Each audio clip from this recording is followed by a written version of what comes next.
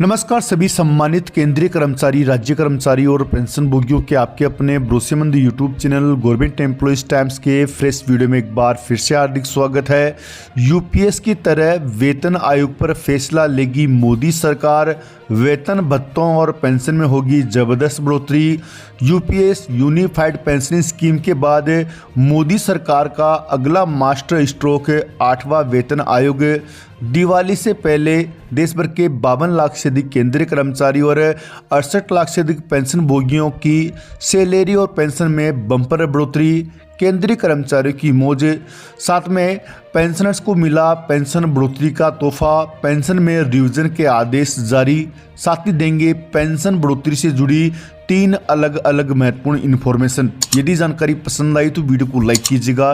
Channel पे पहली बार आए हैं तो प्लीज़ चैनल को सब्सक्राइब कीजिएगा, क्योंकि आपसे जुड़े तमाम तरह के महत्वपूर्ण आदेश, वीडियो और इन्फॉर्मेशन हम यहाँ पर लाते रहते हैं। दोस्तों, वीडियो को लाइक करना बिल्कुल ना भूलें। आपका एक लाइक हमें मोटिवेट करता है महत्वपूर्ण इन्फॉर्मेशन खोज लाने के लिए। तो अभी से अपना प्यार भरा लाइक वीडियो को करना बिल्कुल भी ना भूलें। तो पहली बड़ी खबर की बात कर लें तो सितंबर का महीना अंतिम दौर में है और इस सितंबर महीने के अंतिम सप्ताह में होने वाली केंद्रीय कैबिनेट की बैठक में कर्मचारियों और पेंशनर्स की सैलरी और पेंशन बढ़ोतरी पर मोहर लगने की पूरी संभावना है। केंद्रीय कर्मचारियों के लिए इस महीने एक बड़ी खुशखबरी आने वाली है। केंद्र सरकार इस महीने महंगाई भत्ते में बढ़ोतरी की घोषणा करने जा रही है, जिससे लाखों कर्मचारियों की सैलरी में जबरदस्त इजाफा देखने को मिलेगा। हर साल जुलाई से सितंबर के बीच केंद्र सरकार के तहत काम करने वाले केंद्रीय कर्मचारियों और पेंशनर्स को अपने डीए और डीआर में बढ़ोतरी का इंतजार रहता है। इस बार भी उन्हें राहत मिलने की उम्मीद है। 7वें वेतन आयोग के तहत यह बढ़ोतरी साल में 2 बार की जाती है। इस बार की बढ़ोतरी से लाखों केंद्रीय कर्मचारियों और पेंशनर्स लाभान्वित होंगे। सरकार की घोषणा का इंतजार 25 सितंबर को होने वाली कैबिनेट की बैठक के बाद खत्म हो जाएगा। मीडिया रिपोर्ट्स के अनुसार महंगाई भत्ते में 3% की बढ़ोतरी की संभावना है। इसका आधार जनवरी से जून 2024 तक के all India consumer price index के आंकड़े हैं। जून में इंडेक्स में 1.5 अंक की बढ़ोतरी दर्ज की गई थी, जिसके बाद ये साफ हो गया था कि कर्मचारियों को जुलाई 2024 से 3% बढ़ा हुआ डीए और डीआर मिलेगा। इस वृद्धि के बाद महंगाई भत्ता 53% हो जाएगा। माना जा रहा है कि यह मुद्दा 25 सितंबर को होने वाली केंद्रीय कैबिनेट की बैठक के एजेंडे में शामिल कर लिया गया है। आपको जानकारी के लिए बता दें कि महंगाई भत्ते में 3% की बढ़ोतरी से कर्मचारियों की सैलरी में सीधा इजाफा देखने को मिलेगा। उदाहरण के तौर पर जो कर्मचारी 50,000 रुपये मासिक वेतन पाते हैं, उनकी सैलरी में लगभग 1,500 रुपये की वृद्धि होगी।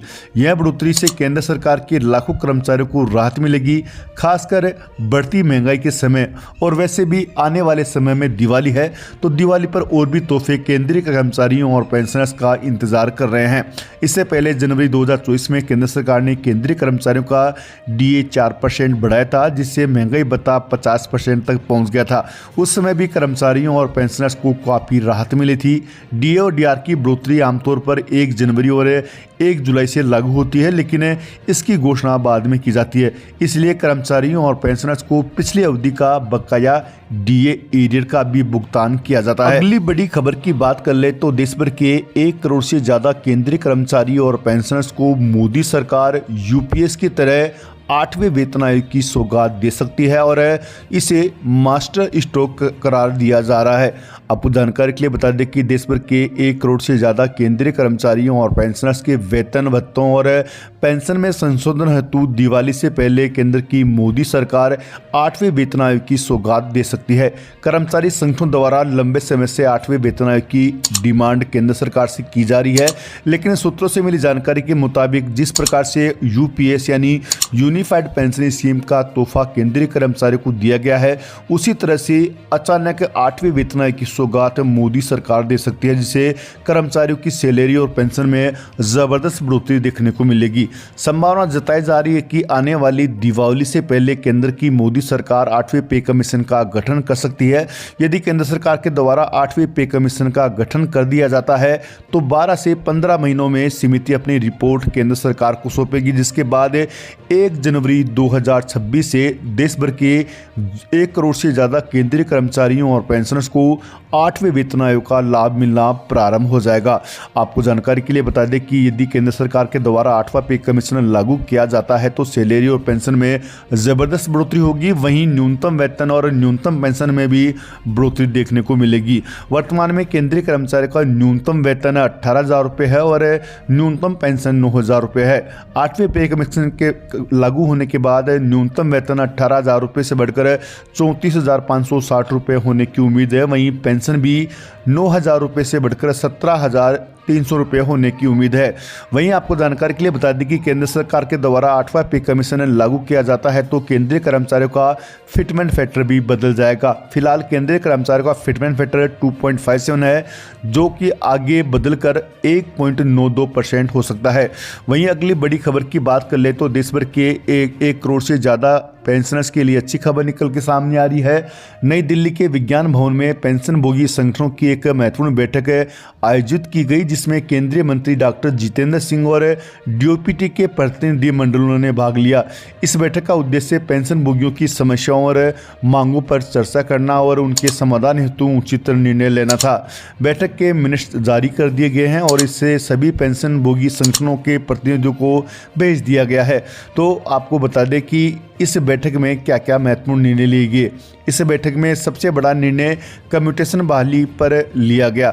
गुजरात सरकार ने कम्यूटेशन बहाली को 15 साल से घटाकर 13 साल किया है। केंद्रीय पेंशनभोगी संगठनों ने इसे 11 साल पर बहाल करने की डिमांड की है।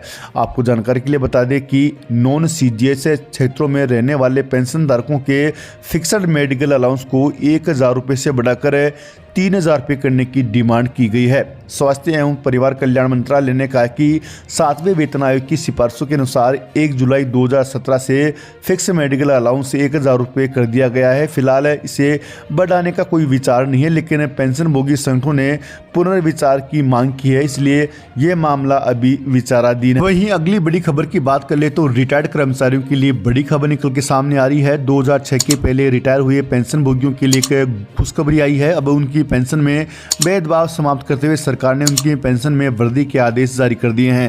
पहले इन पेंशनभोगियों को पूरी पेंशन प्राप्त करने के लिए 33 साल की सेवा करना अनिवार्य था, लेकिन अब इस नियम को हटाते हुए उनके पेंशन में संशोधन किया जा रहा है।